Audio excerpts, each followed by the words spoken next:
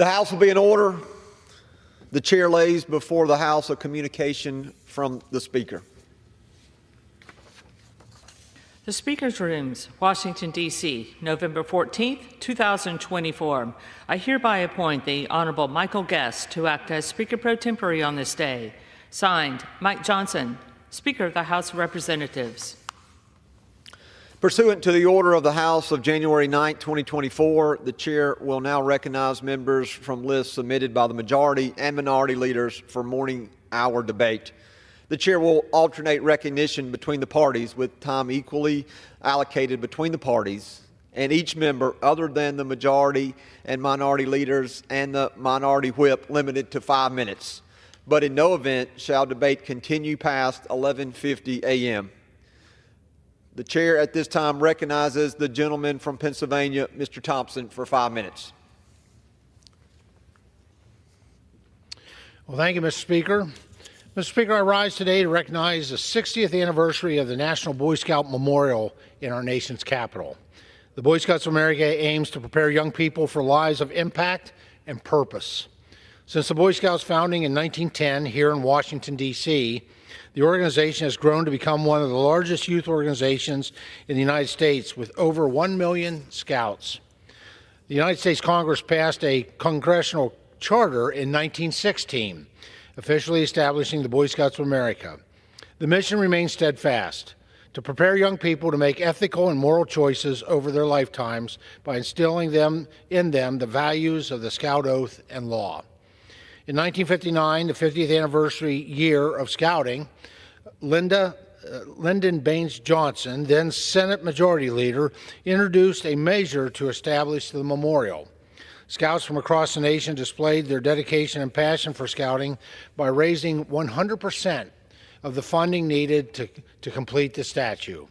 Scouts were able to collect $5 in dimes, and those who were able to do that sent in their collections, and they had their names printed on special scrolls.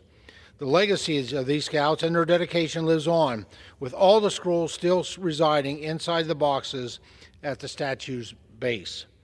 The sculpture sits at the location of the 1937 National Scout Jamboree, the very first jamboree.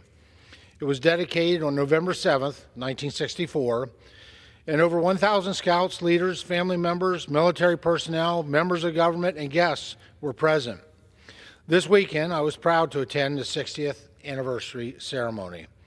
Officially named the Boy Scout Commemorative Tribute, it was the very first statue or memorial in D.C. dedicated to a living or ongoing cause, not a past leader or event. The three statues represent the fundamental principles of Scouting. The young Scout in the middle symbolizes all Scouts, past, present, and future, and is a beacon for good. The male and female figures symbolize the strength for both manhood and womanhood. The male represents ideals of physical, mental, moral fitness, citizenship, honor, and courage, while the female represents the enlightenment, love of fellow man, justice, and freedom. As a proud Eagle Scout and a Scoutmaster for over 30 years, Scouting has been an essential part of my young and adult life. Even in my current role as U.S. Representative for Pennsylvania's 15th Congressional District and Chairman of the House Committee on Agriculture, I use the lessons and values learned in Scouting to guide my decision-making. The Scout Oath tells us that we have a duty to God, to country, and to self, and to God, to country, to others, and to self. And this is a checklist that I use when voting on the House floor. Scouting enables the next generation of youth to develop leadership skills, connect with their community, build self-confidence, and gain numerous other benefits for themselves and their country. The Scouting program is one of the best youth organizations for cultivating a sense of responsibility. It allows youth to become engaged citizens who care and respect their communities. And I'll always cherish the time I spent in Scouting and value its role in shaping me into whom I am today. Mr. Speaker, for more than 100 years, Scouting has instilled essential values into our young people. This organization has helped develop academic skills, self-confidence, ethics, and citizenship skills that continue influencing these Scouts' adult lives. The impact of Scouting cannot be measured. This monument stands as a powerful tribute not just to the Boy Scouts themselves, but to the values they carry and their positive impact on our communities, nation, and the world. Let this memorial remind us of our responsibility to support and inspire the next generation to dedicate themselves to a lifetime of service. Thank you, Mr. Speaker, and I yield back the balance of my time. The chair recognizes the gentlewoman from Texas, Ms. Garcia, for 5 minutes. Thank you, Mr. Speaker. I rise today to speak about an urgent challenge facing our nation. One that, if left unresolved, could lead to an economic and moral disaster. This challenge is the uncertain future of our dreamers, individuals who embody the very spirit of the American dream. These dreamers were brought to this country as children without any fault of their own. They grew up with our kids, attended our schools. They pledged allegiance to our flag, the only flag that they've ever known. If given the chance, many would die for it, as many have done through their service in the military. They share the same hopes, the same dreams, and the same dedication to building an America as all of us. They contribute as taxpayers, small business owners, educators, artists, and aspiring public servants. And during the pandemic, they stepped up as essential workers. They served as doctors, nurses, and first responders to keep our communities healthy and safe. But instead of being recognized and celebrated, they live under the fear of constant threat, not because of their actions, but because of our inaction. They live in fear that at any moment their lives could be uprooted by the stroke of a pen, or a court decision, or a tweet. Every day they contribute to our communities, strengthen our economy, and make America a place worth living in. Let's make one thing clear, Mr. Speaker.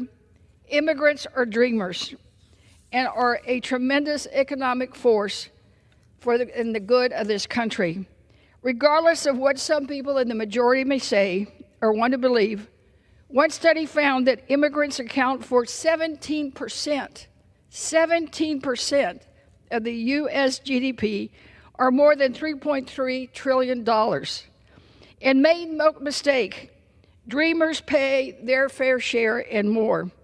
Since 2020, when President Obama created the DACA program, DACA recipients have paid some $20 billion in federal and payroll taxes, and a further $13 billion in state and local taxes. In my very own home state of Texas, which has the second highest number of DACA recipients, dreamers contribute over $16 billion annually to our state's economy. Let's be clear, Mr. Speaker. The U.S. economy cannot afford to lose this workforce, the talent, and the drive that dreamers bring to this country. In Texas alone, if DACA were to end, it would result in an estimated 2,600 job losses every single month, including 200 healthcare jobs and 100 educators. That is nothing short of a national failure. Congress has a responsibility to act on past solutions. Bipartisan bills like mine, the American Dream and Promise Act, could pass in this House today if only it were brought to a vote. This legislation would provide dreamers with the security they deserve and ensure our economy remains competitive. According to some estimates, creating a pathway to citizenship for dreamers would increase the GDP by over $799 billion in 10 years. That is not chump change. And it would create more than 250,000 jobs. Unfortunately, very few Republicans are working with us and are even willing to sit down and talk so that we can move forward on this issue. But for the sake of our economy and our future, I hope that course changes. Mr. Speaker, please work with me and my Democratic colleagues to get this done. I know we can take care of dreamers and immigrants who contribute to our economy and do more together to secure our border. To close, I want to share the story of 3 fellows who served in my office this past year. They served our constituents, upheld our Constitution, and exemplified what it means to be an American, all well knowing we could never even hire them in the end, full time. There were dreamers. There were bright, young, dedicated people who deserve a permanent place here without fear of deportation. They and their families deserve better. It's time for Congress to work together on a bipartisan basis to pass the American Dream and Promise Act and to keep the American dream alive. We cannot let it die. We cannot let it go cold. Step up, act with courage. Let's pass the American Dream and Promise Act. Let's secure our border and unleash the economic potential of dreamers across the country. Mr. Speaker, I yield back. The chair recognizes the gentlewoman from Iowa, Ms. Miller Meeks, for 5 minutes.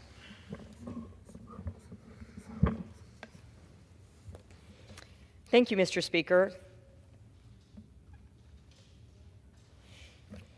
Sorry, Mr. Speaker, I'm waiting for posters.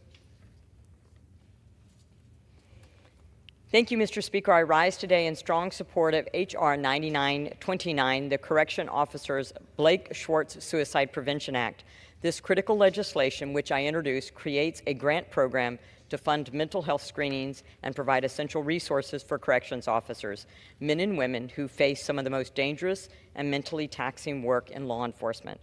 Correction officers are exposed daily to verbal, physical, and sexual abuse, creating an environment that takes a profound toll on their mental health. Tragically, suicide rates among these officers are far higher than the national average. It's unacceptable that those who protect our communities are left without the support they need to protect their own well-being. This bill is backed by the National Fraternal Order of Police, representing over 377,000 officers who stand with us in calling for action. I urge my colleagues to join me in passing this vital legislation, ensuring our corrections officers get the mental health they deserve. Mr. Speaker, I rise today to honor the life and legacy of World War II veteran Henry Langer, who turned 100 on November 4th.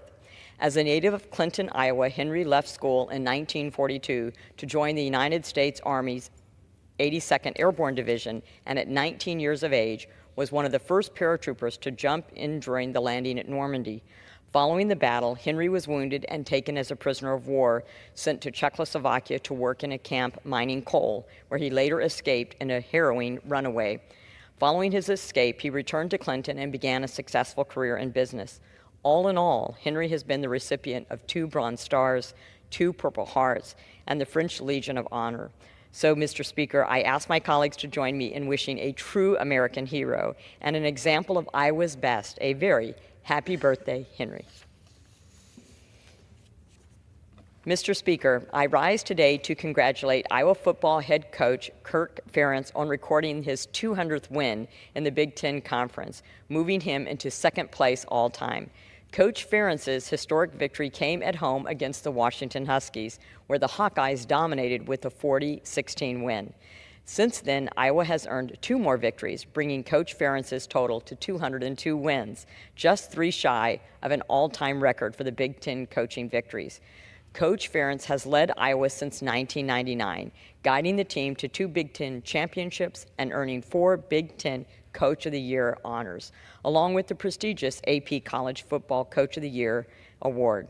Beyond wins, Coach Ferentz has built a culture of excellence that has shaped countless young athletes, and I know personally that he considers these athletes like his family. Coach Ferentz, congratulations on this remarkable achievement. We look forward to celebrating your future success as the all-time winningest coach in the Big Ten. Go Hawkeyes. Mr. Speaker, I rise today to recognize the hard work and dedication of Megan Purcell. Ms. Purcell has worked as an art teacher at Mark Twain and Herbert Hoover Elementary Schools in the Bettendorf Community School District for the past 15 years. Her outstanding performance has earned her the title of Iowa's Outstanding Elementary Art Educator of the Year. It is educators like her that shape the minds of young future generations and lead us towards excellence. Her dedication to the education of Iowa's youth has been inspirational. She has been honored as the district's Employee of the Quarter and received the National Artsonian Educational Leadership Award. She has attended 6 National Art Education Association national conventions and presented workshops on curriculum design and bookmaking techniques at the 2024 National Art Education Association Conference in Minneapolis. It is my hope that she can continue to inspire educators across the nation to go above and beyond in our institutions of learning. Ms. Purcell knows that it is the pursuance of excellence that sets us apart. It would serve us all well to remember that. With that, Mr. Speaker, I yield. Gentlelady yields. The chair recognizes the gentleman from California, Mr. Peters, for 5 minutes. Thank you, Mr. Speaker. I rise today to honor Mayor Richard Bailey of Coronado, who will conclude his service as mayor this December. Since first being elected to the Coronado City Council in 2012, later as mayor in 2016, Mayor Bailey has demonstrated a steadfast commitment to working with Congress to achieve clean beaches for Coronado. Known for his dedication to local issues and his role in representing Coronado on the Sandag Board, Mayor Bailey has tirelessly advocated for his constituents. I very much appreciate the help he's provided me by reaching out to his contacts in Congress on the other side of the aisle to help us get funds approved to fix and expand the South Bay International Wastewater Treatment Plant, which cleans sewage that crosses our border. We've had several meetings here at the Capitol and at home, and he's been a critical partner in our work to stop this terrible environmental and public health crisis. It's an enormous challenge, but Mayor Bailey's known for taking challenges. He's also known for becoming the first American mayor to reach Everest Base Camp shortly after finishing the Boston Marathon. His leadership has strengthened the city of Coronado and has set a standard for service. As Mayor Bailey moves towards his next chapter, we thank him for his years of public service and for the positive legacy he leaves behind. I ask my colleagues to join me in recognizing Mayor Richard Bailey's contributions and wishing him all the best in the future. And I yield back. The gentleman yields. The chair recognizes the gentleman from Kentucky, Mr. Comer, for 5 minutes.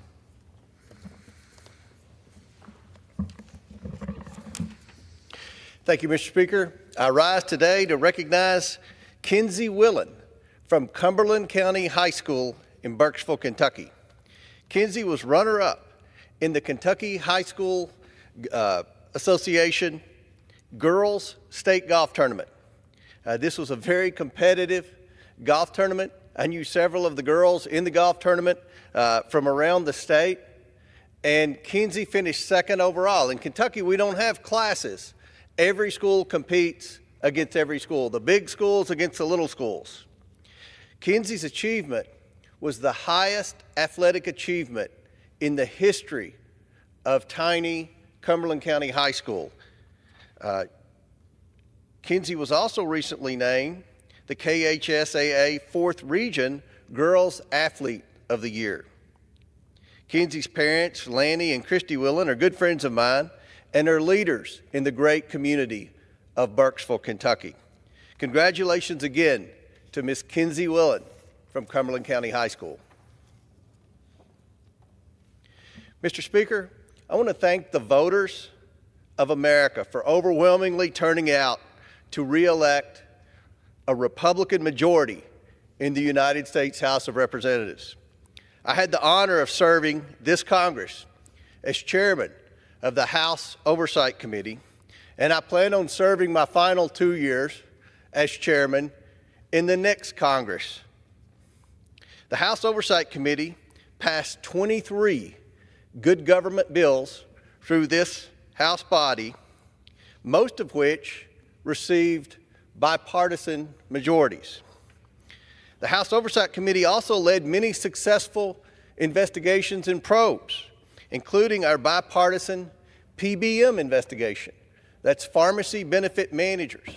Our investigation revealed, along with our 3 bipartisan committee hearings, that the pharmacy benefit managers were actually doing opposite of what they were created to do. They were created to help lower the price of prescription drugs, when in fact, in many instances, they have actually increased the price of prescription drugs. I believe our work on the House Oversight Committee will lead to significant reforms for the PBM industry in this next Congress. We also had many other successful investigations, the most high profile of which was the Biden family influence peddling investigation, which revealed that the Biden family received tens of millions of dollars from our adversaries around the world, and according to the two IRS whistleblowers, never paid a penny of taxes on it. And despite the President of the United States saying he didn't know anything about it, never met with any of these people, he met with every single one of them. We achieved many of our objectives with respect to providing the American people with the truth. We provided the American taxpayers with badly needed oversight, despite massive, and I repeat that, Mr. Speaker, massive opposition from the Biden-Harris administration, as well as constant disruption and dishonesty from Ranking Member Jamie Raskin. I hope that this next Congress, on the House Oversight Committee, we can work together to get the backs of the American taxpayers to provide the badly needed oversight that the American people deserve and that Congress is supposed to provide. I'm excited about the future because I'm confident that the Trump administration will be more transparent than this current administration has and cooperate with us and do things like provide information when we request it. We work for the American people. We work for the taxpayers. The taxpayers have taken it on the chin, Mr. Speaker. They expect Congress to provide oversight. They expect good government. They expect efficiency and transparency with their hard-earned tax dollars that they send here in Washington, D.C. They have not been getting that, Mr. Speaker. I also look forward to working with Elon Musk and the new Efficiency Task Force. I think there are lots of opportunities there, Mr. Speaker, to save significant amounts of tax dollars. We cannot continue to operate in this body spending $1.5 to $2 trillion a year more than we take in. It is not sustainable, and it's led to excessive spending. The American people spoke loud and clear. They want good government. They want efficiency and transparency. And Mr. Speaker, I pledge that the House Oversight Committee will work together to see that the American people get the efficiency and transparency in the government that they deserve. With that, Mr. Speaker, I yield back. The gentleman yields. The chair recognizes the gentlewoman from North Carolina, Ms. Manning, for 5 minutes.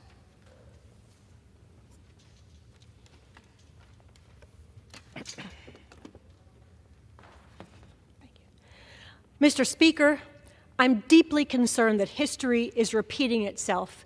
Anti-Semitism, Jew hatred, the demonizing, terrorizing, and killing of innocent Jews, especially women and children, is returning with a vengeance. I want to take us back 83 years to December 15th of 1941 in Liepaja, Latvia. For 3 terrifying days, German Nazis and Latvian collaborators rounded up thousands of Jewish women and children, forced them to march in the freezing cold to a beach on the Baltic Sea, ordered them to strip off their clothing, and shot them dead in groups of 10, while others looked on, terrified. This horrific massacre has been memorialized by a brilliant Jewish artist in my community, Victoria Carlin Milstein, in a sculpture she has named She Wouldn't Take Off Her Boots. The sculpture, which stands in LeBauer Park in downtown Greensboro, shows a grandmother, her daughter, her 3 granddaughters, arms locked together, awaiting their gruesome fate. All are barefoot except the grandmother, who, in an act of defiance, refused to take off her boots. The sculpture was based on a haunting photograph taken by the Nazis to document their cruelty. The artist has placed a bronze camera in front of the statue so each person can look through the camera lens and see exactly what the photographer saw before the family was shot. Each person who looks through that camera is a witness to the unimaginable cruelty that was inflicted on innocent Jews while others stood by, either complicit or silent. A film has been made about the creation of this sculpture and a curriculum written to educate students and teachers about this dark time in history when 6 million Jews were murdered in the Holocaust. Tragically, we are experiencing the violent cruelty of anti-Semitism today. On October 7th, 2023, thousands of men from Gaza invaded Israel, tortured, burned, and murdered more than 1,200 innocent people. And these Hamas jihadi terrorists, driven by Jew hatred, subjected women and girls of all ages to unimaginable acts of torture, mutilation, rape, violence intended to dehumanize and humiliate Jewish women and girls before they were murdered. And just like the Nazis 83 years ago in the Liepaja massacre, the Hamas terrorists filmed their horrific acts to memorialize their unspeakable cruelty. These acts should shock the conscience of the entire world, and yet for too long, the world stood silent, and despite overwhelming evidence, some continue to minimize or deny these war crimes. But another Jewish woman, Sheryl Sandberg, made a film to show the world what happened on that terrible day, to allow the victims to tell their stories. And just like looking through the camera in front of Victoria's statue, we can all watch Sheryl's film and bear witness to the horrors of anti-Semitism. I am proud of these Jewish women who have taken action to make sure we do not allow these atrocities to be denied or forgotten. We must all take heed of the words of Elie Wiesel, which are inscribed on the base of Victoria's statue. The opposite of love is not hate, it is indifference. As a nation, we must not be indifferent to the alarming rise of anti-Semitism across our country and around the world, from Los Angeles to New York to Amsterdam to Lithuania to Israel. I call on my colleagues and all Americans to speak out against anti-Semitism and hate in all its forms and take action. Let us not be indifferent. Mr. Speaker, it has been over a year since Hamas launched a brutal attack on our ally Israel, slaughtering 1,200 innocent people and taking hundreds of innocent people hostage. Today, the families of these hostages continue to live in unthinkable anguish, desperate for their loved ones to return home safely. And among them is the family of Keith Siegel from my home state of North Carolina. On October 7th, Keith and his wife Aviva were kidnapped from their home in Kfar Aza and held captive together in inhumane conditions, underground, lacking food, water, and even air. After 51 days, Aviva was released in a hostage exchange, but Keith, now 65 years old, remains in those horrific tunnels. We must continue to fight for the return of Keith and all 100 hostages. We must keep them in our hearts and speak up for them. The gentleman from the great state of Arizona, Mr. Ciscomani, is recognized for 5 minutes. Thank you, Mr. Speaker. I rise today to congratulate the Wilcox Softball's Little League team for their perseverance and their hard work. After winning back-to-back Arizona Little League state titles, this team was crowned as West Region champions and were invited to play at the World Series tournament. Unfortunately, they came up a little short on the 5-2 defeat in one of the elimination games, but we are so proud of them. While they were not able to make it all the way, I know that Cochise County and the entire state of Arizona is incredibly proud of the Wilcox Softball's first World Series appearance. They're not only the 5th team from Southern Arizona to ever make it this far, they have made our district proud with resilience and their competitive spirit. Keep up the great work. Mr. Speaker, I rise today to congratulate the new president of the University of Arizona, my alma mater, Dr. Sarush Garamella. I've met and spent time with him, and I am deeply impressed with what I have experienced. Dr. Garamella is a tireless champion for students who is well suited to lead the university into an even brighter future. He's a passionate educator who fosters the creativity of his students and empowers them with the tools to pursue their own American dream. Throughout his career, he has personally mentored 90 graduate students and 50 postdoctoral scholars, many of whom were placed in prestigious faculty positions across the United States and the world. Additionally, Dr. Garamella serves on the National Science Board, which acts as an independent body of advisors to Congress and the President on policy matters related to science and engineering. I am grateful for Dr. Garamella's leadership and look forward to working with him to support the university and its students. Bear down.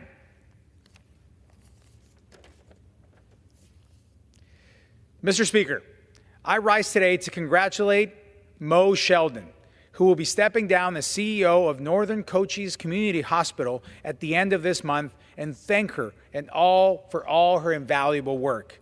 Mo joined the hospital in 2020 and has successfully led them over the past 4 years, including during their transition to Tucson Medical Health Center in 2021. In FY24, Mo and I worked closely to secure $859,000 in federal funds for much-needed upgrades and repairs to the main entry area and the emergency department, which are only 50 years old. Mo is a pillar of her community, and she has dedicated herself to serving her patients and strengthening the healthcare system in our rural communities. Mo, you will be dearly missed, but your legacy of servant leadership will continue to echo far into the future. Thank you for your commitment, dedication, and your hard work. It truly made a difference in our communities. Laura and I wish you all the best in this next chapter in your life. Thank you so much, and with that, Mr. Speaker, I yield back. The gentleman yields. The chair recognizes the gentlewoman from Michigan, Ms. Tlaib, for 5 minutes. Thank you, Mr. Speaker. We all know that water is life. Safe, accessible, affordable drinking water is a human right. In 2021, I was proud to work with Representative Debbie Dingell and the Energy and Commerce Committee in helping establish the Low-Income Household Water Assistance Program, where we were able to get $1.2 billion financial assistance program to help pay off bills and debts to keep people's water connected, especially during the pandemic. The program, of course, saved countless lives, but the money has run out, and millions of Americans all across our nation are still struggling to keep up with their bills, and many are having their water shut off as we speak. We already have a permanent program right now for gas and electricity utilities for our families called LAHEAP, but we have nothing for water utilities, and it's already gone up 400% the cost of water. So with this bill called Half-Century Update for Water Accessibility and Affordability Act, we are establishing a bill that would dedicate funding every year to keep people's water flowing. The program, Mr. Speaker, will direct financial assistance and bill payments, debt relief. What I also love is that it's going to help with water efficiency upgrades like plumbing repairs that is much needed in very old homes all across our nation. We're going to set up a community advisory committees made up of residents, nonprofits, utilities, and other local stakeholders that will help advise the EPA on how to set up and implement these programs. And Mr. Speaker, the act will also go to help fund local nonprofits to help with technical assistance to help many of our families. We're also going to collect the data that is necessary to improve this program every year to make the biggest impact. This bill will also ban the practice of water shutoffs as punishment for not being able to afford your bills. It's inhumane to have our families in the richest country in the world not have access to water. We always seem to have the money, Mr. Speaker, to send more bombs and weapons, but not support working families who can't live without water. Mr. Speaker, I want to celebrate United Community Housing Coalition's 50 years of service to our communities. It's an amazing organization that in the past 5 decades worked on life-saving housing assistance for many thousands of our neighbors throughout Detroit and southeastern Michigan. The United Community Housing Coalition has been a critical organization helping families retain their homes, helping folks become homeowners, and be able to protect neighborhoods from abandonment and blight. UCHC has served as a beacon of hope for many of our residents in building a sense of community and empowerment. Their efforts in one of the sometimes the most difficult time during the recession helped many Detroiters understand their legal rights, avoid foreclosure, fight eviction, organize, and secure housing. I'm proud of their 50 years of extraordinary service to our families. Please join me, Mr. Speaker, in recognizing UCHC's impact as we continue to strive towards a future where everyone has a safe and secure place to call home. Mr. Speaker, I want to talk about, quote, Biden's 30-day humanitarian deadline. The Biden administration has continued to ignore reports from its own experts, international human rights organizations, and the United Nations that the Israeli government is blocking humanitarian aid into Gaza in violation of U.S. and international law. ProPublica has published a detailed account of how the U.S. State Department submitted report after report to Congress that contradicted the findings of the department's own experts and those of other agencies. The Israeli government is using starvation as a weapon of war. Look at this picture. It is evident that blocking U.S. humanitarian aid is clear that it's happening and that it is a blatant violation of Section 220I of the Foreign Assistance Act. In a letter to the Israeli government on October 13, Secretary Blinken acknowledged that the Israeli government is violating U.S. law by blocking aid and gave them 30 days to comply. The letter demanded 350 trucks to be allowed into Gaza per day. And guess what? According to Israel's own data and own government, only 57 trucks were allowed into Gaza per day in October, if that's even true. And this is the lowest amount of aid into Gaza in a year.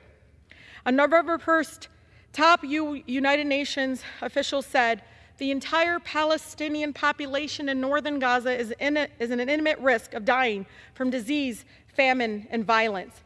This week, Mr. Speaker, Secretary Blinken exposed his lie by announcing that there will be no change to any policy despite admitting that the Israeli government has still failed to comply with all of their demands. Secretary Blinken has continued to lie to Congress and should resign. U.S. law is very clear. No nation blocking U.S. humanitarian assistance can receive U.S. weapons. The Biden administration cannot pick and choose when they comply with our own laws. Children are forced to eat pet food and bug-infested flour. Look at this and do not turn your back on, again, being complicit to this war crime. But Blinken says there's no need to change our own policy. Shameful. I yield. The gentlelady yields. The chair recognizes the gentleman from Missouri, Mr. Alford, for 5 minutes. Well, Mr. Speaker, I rise today to honor the 80th birthday of Mr. Franco Cupini. Born in the heart of Rome, he was determined to make his mark. Excuse me. Let me start that over. I rise today to honor the 80th birthday of Mr. Franco Cupini. Born in the heart of Rome, he was determined to make his mark on the world through his culinary talents. He learned the intricacies of Italian cuisine and earned himself a position at Via Madama of the presidential palace, serving President Giovanni Leone and the other distinguished government dignitaries there. He moved to the United States in 1968, bringing the flavors of Italy to the Midwest with his brother Carlo. They owned several restaurants, and he solidified his place as a top-tier chef at the Ritz-Carlton in St. Louis. In 2003, Franco and his son Eddie opened up a restaurant in Kansas City in Westport, Cupini's. We eat there often. What began as a modest 1,500 square foot deli quickly became a local treasure. Over the next 21 years, the restaurant grew in size and dedication and quality, and Franco was a repeated guest on our morning show on Fox 4 News. Franco's love for his homeland is a testament to his lifelong dedication and passion. His story is one of hard work, determination, and a love for good food. Happy birthday to my good friend Franco Cupini, and thanks for keeping the culinary spirit of Italy alive and well. Ciao bella.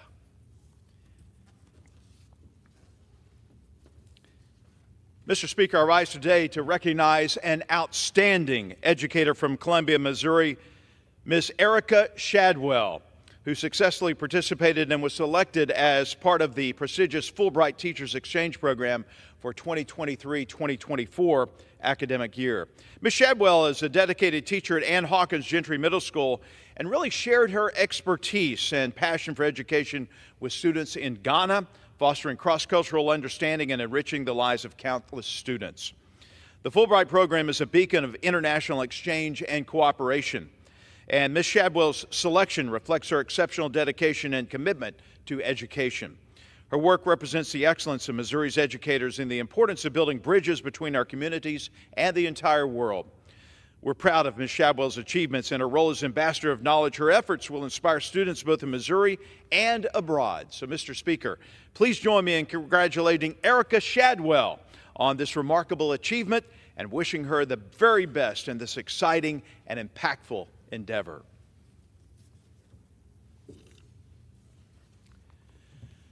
Well, Mr. Speaker, I rise today to honor and remember Corporal Gerald Jerry Newton Wilson, a true American hero for Max Creek, Missouri, whose remains, after more than 7 decades, have finally returned home. Corporal Wilson was born on December 18, 1930, and enlisted in the Army in 1948, serving bravely in the Korean War with Fox Company. He was reported missing in action in July 25, 1950, following a fierce ambush by North Korean forces near Yeongdong. For decades, Mr. Speaker, his family endured the heartache of uncertainty with his remains resting unidentified in the UN military cemetery until the Defense POW MIA accounting agency confirmed his identity in 2018. On October 11, 2024, his remains were returned to Camdenton, accompanied by a tribute procession from across our state, an honor for a soldier who gave his life in the line of duty. Corporal Wilson's sacrifice and unwavering faithfulness to his country remind us of the true cost of freedom. Rest in peace and welcome home, Corporal. Mr. Speaker, I rise today to honor Larry Dobson, a remarkable leader and selfless servant in Missouri, for receiving the Lieutenant Governor's Senior Service Award. Born on July 4, 1948 in Harrisonville, Missouri, Larry's dedication to education and community service has shaped countless lives across our great state. From his impactful career as an educator and guidance counselor in the Raymore Peculiar District and Blue Springs District, to a steadfast commitment to Peculiar United Methodist Church, Larry has embodied the spirit of service. He's contributed more than 50 years to numerous community boards, including Caring Hearts of Peculiar and the Missouri Bluebird Society, where he's worked tirelessly to enrich his community and uplift others. Larry's motto is "Do unto others as you would have others do unto you," the golden rule. It's a guiding principle that has inspired a lot of us over the years, and inspired him certainly. Today, we celebrate Larry Dobson's legacy and his profound impact on the great state of Missouri. Thank you, Mr. Speaker, and I yield back. The gentleman yields. The chair recognizes the gentleman from North Carolina, Mr. Nickel, for 5 minutes. Thank you, Mr. Speaker. Last week stung. As Democrats, we simply failed to convince the American people we have better ideas to solve their problems. But we do. Now we need to dust ourselves off and get ready to fight. We can't let Donald Trump's extreme MAGA agenda go unanswered or unopposed. Zone defense isn't going to work. We're going to have to go man on man. So here's an idea for how to organize our opposition. We need to borrow from our British friends and appoint a shadow cabinet to fight back against the worst abuses of a second Trump administration. The special relationship between the United States and Britain extends not just to our strength on the global stage, but also to our shared commitment to democracy. Across the Atlantic, the British have something we don't, a team from the opposition that mirrors the government's own cabinet members. They watch the cabinet closely, publicly challenging, scrutinizing, and offering new ideas. It's another form of checks and balances, a quiet guardrail that holds those in power accountable. With a shadow cabinet, there's no hiding. Each decision by the government faces a ready counterpoint, not just from the media and voters, but also from political leaders poised to step in. Shadow cabinet members can also become the clear point people for advocacy and grassroots organizers, making it easier to unify and amplify the solutions that those in power are ignoring. It's democracy's insurance policy. and it strengthens the government too. There's no room for lazy ideas when rivals stand ready to step in. And it strengthens the government too. So what would a shadow cabinet look like here in the United States? We certainly would make it our own American version. We have an amazing wealth of talent on the Democratic side of the aisle in Congress. People loyal to the Constitution and ready to be the watchdogs for an out-of-control Trump administration. Democratic leaders Hakeem Jeffrey in the House and Chuck Schumer in the Senate could appoint 26 members of Congress to go one-on-one with each member of Donald Trump's cabinet. If Trump attempts to weaponize the justice system against his political opponents with Matt Gaetz at the helm, we could see incoming Senator Adam Schiff as our shadow attorney general, arguing against replacing our independent prosecutors with Trump loyalists. If Trump seeks to eliminate the Department of Education, Congresswoman Johanna Hayes, a former Teacher of the Year, could step up as shadow education secretary to loudly defend public education in the United States. If Trump orders Marco Rubio to hand Ukraine and much of Eastern Europe to Russian President Vladimir Putin, Congressman Greg Meeks, as Shadow Secretary of State, could be a strong voice in support of maintaining international relationships and protecting democracy at home and abroad. Senator Michael Bennet as Shadow Treasury Secretary, and Congresswoman Susan DelBene as Shadow Commerce Secretary could help ensure the middle class and small businesses have a voice in government and call out Trump's proposed tax cuts for billionaires and corporations. As Shadow Defense Secretary, Congressman Adam Smith, a great representative for the people of Washington and not a Fox News host, could counter Trump's threat to use military force against his political opponents and work to ensure that the Department of Defense stays loyal to the Constitution and not some wannabe dictator. And Senator Tammy Duckworth could argue against cuts to the Department of Veterans Affairs that would delay the benefits and care our service members have so rightly earned. If Trump hands over the EPA to big oil ally Lee Zeldin, we could see Congresswoman Kathy Castor pushing back for environmental protection and conservation to protect the air we breathe and the water we drink. And if Trump pushes to ban abortion nationwide, Congresswoman Rosa DeLauro could step in as Shadow Secretary of Health and Human Services to defend women's right to choose and argue against the gutting of Medicare by Trump and his cronies. Mr. Speaker, new times require new solutions. The shadow cabinet isn't just about opposing extreme MAGA attacks on our government. It's also about making clear what we stand for, not just what we're against. It's time to show, not just to say, what we believe in: justice, accountability, and democracy. Thank you, Mr. Speaker, and I yield back the balance of my time. The gentleman yields. The chair recognizes the gentleman from New York, Mr. Kennedy, for 5 minutes.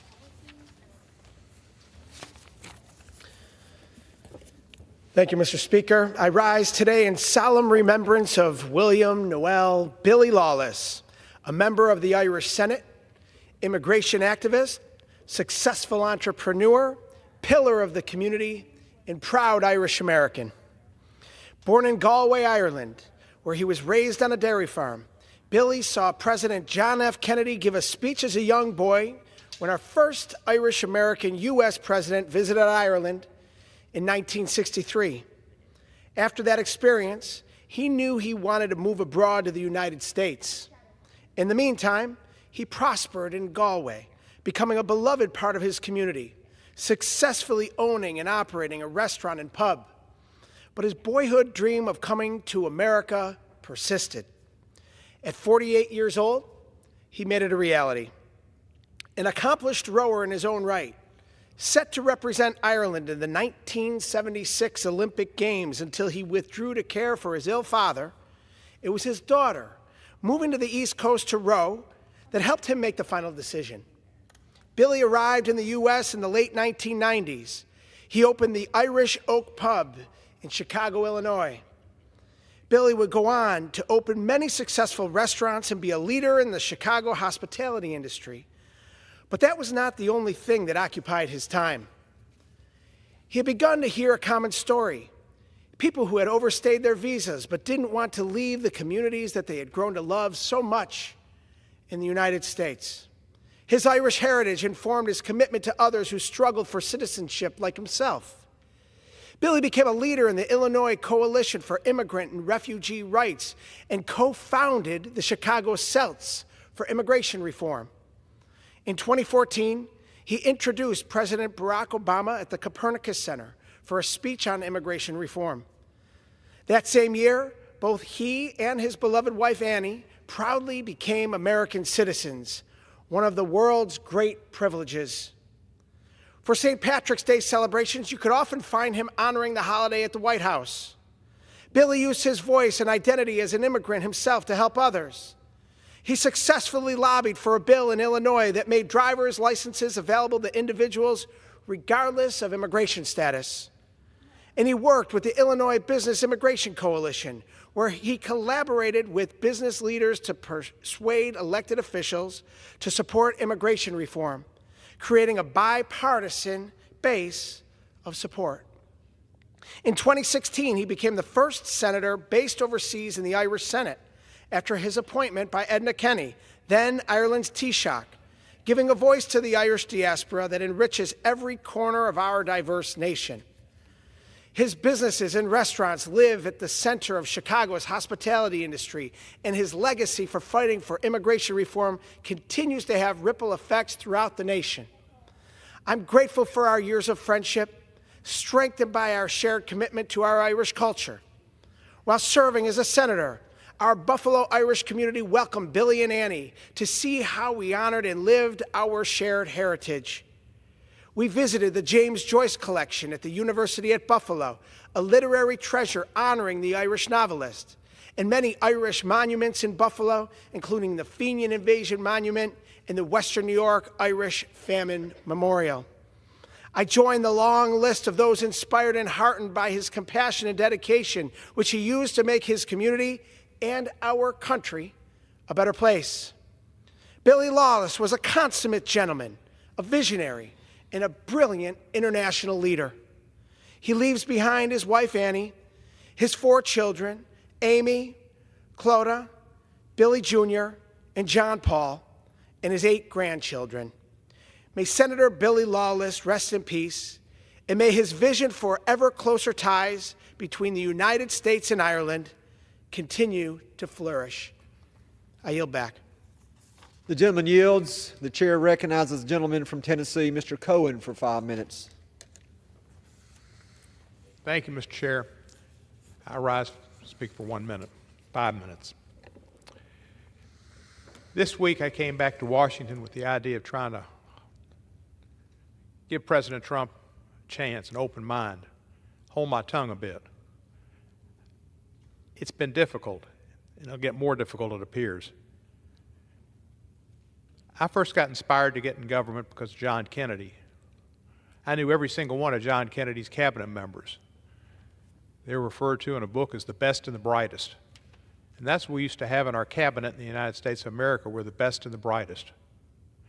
And what we've seen with the nominations that have come forth and the request for changes in the Senate's confirmation policy really is scary and should be of concern to the American people. It's a red light on the possibility of loss of democracy and the implementation institution of autocracy. Mr. Trump asked the Senate leadership to give him a 2-week period when he could make Senate recess appointments, something that's permitted in the Constitution, but it was permitted because of the idea that back when they drew the Constitution, that if the Senate took a recess, it could take weeks or months before they could all get back to Washington by trains or horses or however they traveled back in those days in the late 1700s to conduct business. That's not the case anymore. And the Supreme Court has ruled in a case about 10, 15 years ago that I think it was Justice Scalia was the lead on the court, that this should only take place in an intercession between the times the Senate ends a term and begins a new term, and not simply whenever they decide to take off. Well, President Trump has asked Senate leaders, candidates, and the Senate leader who was chosen, Mr. Thune, all said they would do it when Mr. Trump asked them to do it, to have a period when he could have his appointments for cabinet to come forward and be approved because of lack of action by the Senate in what's called a recess appointment. Well, that's a dereliction of the Constitution, and anybody that goes along with it should be questioned. The Senate is to act as a check and balance on the President and his nominations and appointments of cabinet members. The Senate meets, has hearings, and votes to confirm or not to confirm nominees. To not have hearings, to not have votes, because his, or at least some of his cabinet recommendations are so abhorrent that they would scare the American people and have a spectacle in bringing forth the facts about their backgrounds, the lack of experience, and the lack of character that they've shown in their times in government and in life here on this planet. To not have hearings, not have votes is dereliction and an offense to the Constitution that has the Senate as a check and balance before nominees are approved. The worst was yesterday when Matt Gaetz was recommended for Attorney General. And after his recommendation, he flew back and forth to Washington with President-elect Trump. He announced his resignation from this body. And by so doing, he thwarted an ethics investigation that's been going on in the House Ethics Committee concerning alleged conduct that he'd had with a 17-year-old girl, sexual conduct, his involvement in activities in using illegal drugs, use of his congressional powers for the benefit of people illegally, use of campaign funds for personal activities, and other offenses that would call for the expulsion of a person from this House. By his resigning from the House, that investigation ends because the committee no longer has jurisdiction over him. But he will become a nominee for Attorney General to go through the recess process where all these facts won't come forth. I would hope that our Ethics Committee and the chair of the Ethics Committee, who's done a great job on other occasions and I have great respect for, would release the results of that study to the American public, because they should see it. They should see the work that's been done, and they should see the type of person who is going to be brought up for Attorney General of the United States, even if the Senate doesn't want to bring it forth with hearings. As I understand it, the report would be eye-opening and extremely damaging and should be released to the American public. They have a right to see it. The recommendation of Tulsi Gabbard to be the head of intelligence, when she's mostly been known for controversial statements supporting our foes around the world, from Syria to Russia to Iran, is disturbing and challenging. And the suggestion that the Department of Defense should be led by the host of Fox and Friends on weekends as his main contribution to society is scary to our soldiers who need the best and brightest at the helm. I thank the Speaker for his time, and I yield back the balance of mine. The gentleman yields. The chair recognizes the gentleman from Georgia, Mr. Carter, for 5 minutes.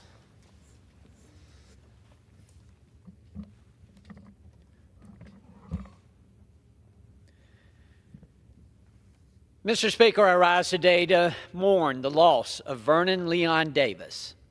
Leon Davis was a firefighter for over 30 years in Blackshear, Georgia. Mr. Davis worked his way up to Assistant Fire Chief of Blackshear while serving part-time over his expansive 30-year career. Sadly, Mr. Davis passed in the line of duty while helping this Blackshear community during Hurricane Helene. This hurricane has hit Georgia and the southeast region of the United States hard. Without the tremendous efforts and service of people like Mr. Davis, our communities would not be able to recover.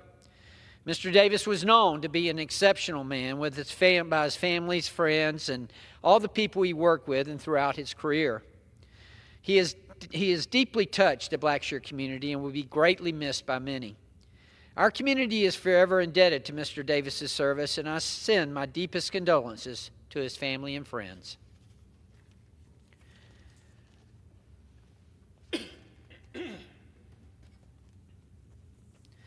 Mr. Speaker, I rise today to celebrate Howard Young's 100th birthday.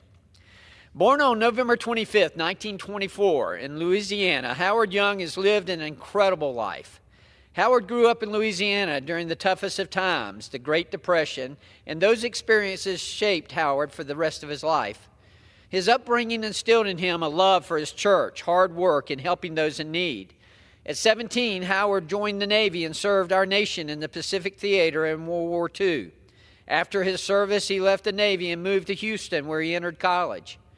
Even after his retirement at 58, Howard is well known throughout the community for his busy schedule of volunteering for organizations, including the United Way, the Alzheimer's Association, his church, the VA, and many more.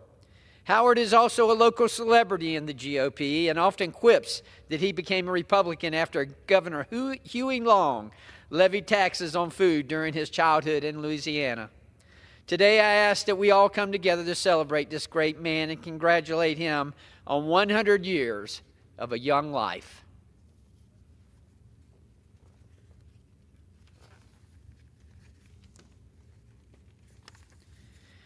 Mr. Speaker, I rise today to mourn the loss of Ed Zipper. Ed was born in Savannah, Georgia on August 8, 1931, where he grew up working on his family's vegetable farm along Highway 17. Ed attended Savannah High School, where he was a standout in football. He then played at Clemson University before earning an agricultural engineering degree from the University of Georgia. He went on to coach basketball in 1965, forming one of the few racially integrated teams in the state. For games on the road, Ed even brought a hot dog machine to feed his team. Ed continued making a difference in his community by serving in the state senate from 1967 to 1975. Ed was instrumental in creating the Skidaway Island State Park, Fort McAllister State Park, and Kings Ferry Ogeechee River Public Recreational Area. His dedication has helped to preserve land in South Georgia for generations to come. Additionally, Ed was the president of the Chatham County Farm Bureau for 45 years. I ask that we take a moment to mourn Ed Zipper and thank him for his life of service that will always be remembered by the people of South Georgia. Mr. Speaker, I rise today to celebrate the work of Gerald Jerry Curry, the now former GOP Deputy Chief Counsel for the House Energy and Commerce Subcommittee on the Environment. Jerry's impressive tenure in the U.S. House of Representatives began before me and several of my colleagues here today during the 101st Congress. After graduating from Marquette University, Jerry worked for Representatives Scott Klug and Paul Gilmore, handling environmental issues related to the Energy and Commerce Committee. Mr. Curry then served on the committee for 23 years, specializing in chemical management and playing a large role in rewriting the Toxic Substance Control Act. While we honor Jerry's dedication to the committee for all these years, we recognize nothing surpasses his love for Marquette basketball and his lovely wife and children. On behalf of my office and the committee, I would like to thank Jerry for his faithful service to the committee and the U.S. House of Representatives. We wish you the best in your next endeavors. Thank you, Mr. Speaker, and I yield back. The gentleman yields. The chair recognizes the gentleman from New York, Mr. Ryan, for 5 minutes. Thank you, Mr. Chair. I rise to honor and thank, I rise to honor and thank the brave fire crews who are battling the outbreak of wildfires that are currently devastating the Hudson Valley, centered in Greenwood Lake, Warwick, parts of western Ulster County, and have now spread into New Jersey as well. Undaunted by the great personal peril they are facing, these heroes are willingly putting their own lives on the line to protect our neighbors and our communities. To each and every member of our fire and emergency response crews, you are saving lives. Thank you. Your every action has spared families and property from heartbreak. You are preserving our Hudson Valley as our cherished home.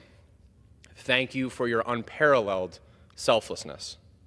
I also want to thank Orange County Executive Steve Newhouse, his entire fire services and emergency management team for your around-the-clock, 24/7 work and regard for protecting the safety of our community.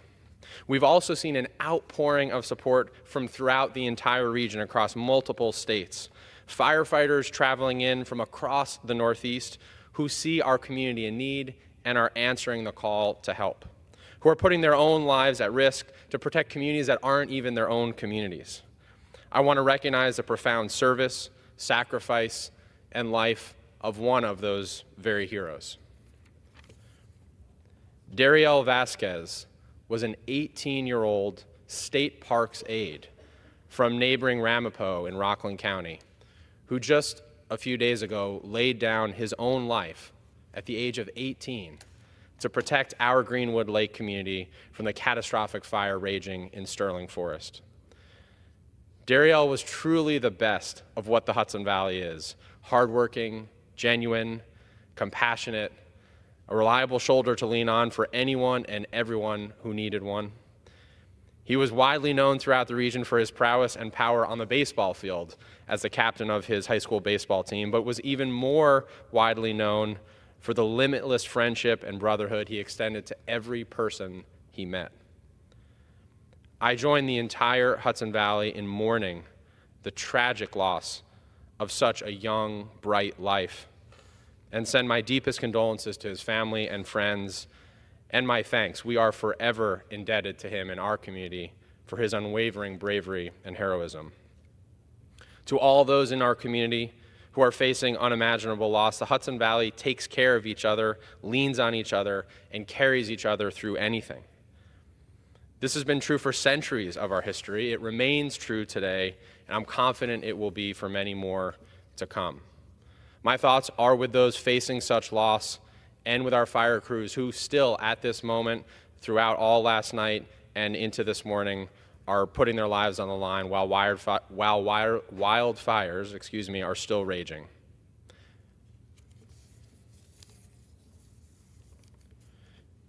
Mr. Chair, I rise to honor the memory of World War I veteran John Lodge Stoneman, who was finally given a proper burial at our brand new Ulster County Veterans Cemetery last Thursday, November 7th, more than 62 years after his passing.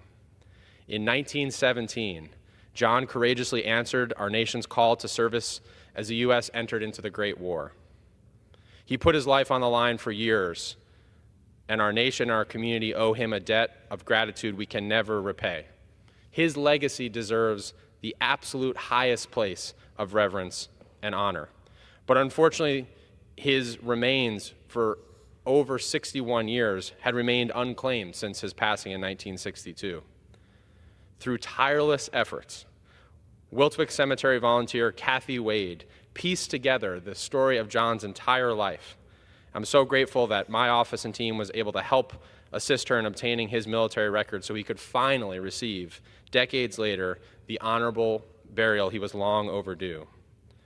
I want to thank Kathy and the countless other community members who made it their mission to lay Mr. Stoneman in his final and rightful resting place, especially our great Ulster County Veteran Service Agency, our Ulster County Sheriff's Department, the Patriot Guard, VFW, and American Legion, who all work together from across our community. Thanks to their work, John Lodge Stoneman will now rest alongside his fellow heroes and ensure his place in American history is recognized for years to come.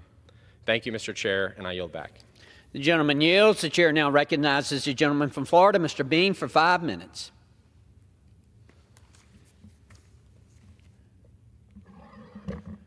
Thank you very much, Mr. Speaker.